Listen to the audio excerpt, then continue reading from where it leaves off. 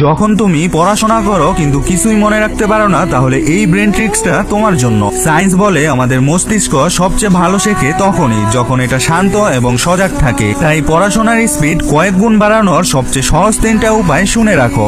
Step 1, ব্রেইনকে alert মোডে আনো। নাক দিয়ে 25 বার গভীর শ্বাস নাও এবং ছেড়ে দাও। তারপর শেষ শ্বাসের পরে প্রায় 15 সেকেন্ড শ্বাস আটকে রাখো। এতে তোমার ব্রেইন লার্নিং মোডে শিফট হয়ে যাবে।